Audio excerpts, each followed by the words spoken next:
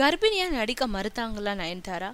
கஹானி படத்தோட தமிழ் ரீமேக்கான நீ எங்கே என்னன்பே படத்துல நயன்தாரா கர்ப்பிணியா நடிக்க மறுத்ததா வந்த செய்திகள் உண்மை இல்லைன்னு படத்தோட director Sekar Kammula தெரிவிச்சாரு.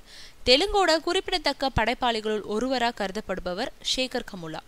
Godavari, leader, happy டேஸ்னு இவரோட அத்தனை படங்களுமே பெரும் வெற்றி பெற்றவை. முதல் முறையா இப்போ அவர் நேரடி தமிழ் படத்தை இயக்குறாரு. இந்த படம் தெலுங்குலயும் தயாராகுது.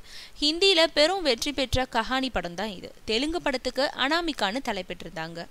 ஒரிஜினல் படத்துல வித்யா பாலன் கர்ப்பிணி வேஷத்துல நடிச்சிருந்தாங்க. ஆனா இதோட ரீமேக்ல நடிக்கும் நயன்தாராவோ திருமணமான பெண்ணா மட்டும் நடிச்சிருக்காங்க. வித்யா பாலன் மாதிரி கர்ப்பிணியா நடிக்க நயன்தாரா மறுத்ததாகவும் அதனால கதை மற்றும் கேரக்டர்ல இயக்குனர் மாற்றம் செஞ்சதாகவும் செய்திகள் வெளியாச்சு.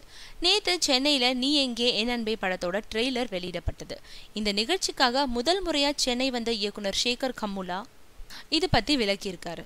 கர்ப்பிணியா நடிக்க மாட்டேனும் கதையை மாத்தும்படியும் நயன்தாரா என்னை நிர்பந்தித்ததா வந்த செய்திகள் எல்லாமே வதந்தி தான். வித்யா பாலன் ஹிந்தியில கர்ப்பிணியா நடிச்ச கேரக்டரை தமிழ் தெலுங்கு ரீமேக்ல நான் தான் மாத்தினேன். நயன்தாராவை அணுகி கதை சொன்ன போதே அவங்க கர்ப்பிணியா இல்லாம அமெரிக்கால இருந்து பழைய ஹைதராபாத்துக்கு தன்னோட கணவனை தேடி வரும் ஒரு பெண் கேரக்டர்னு விவரிச்சேன். பெண் வலிமையானவள்ன்றதை காட்டுவதற்காகவே கதையை உருவாக்குனேன். ஒரு கர்ப்பிணி பெண் கணவனை தொலைத்துட்டான்னு கூறும்போது எளிதில் அனுதாபம் வந்துடும். ஆனா அதுல என்ன சவால் இருக்கு? அதனாலதான் கதையை மாத்தினேன்.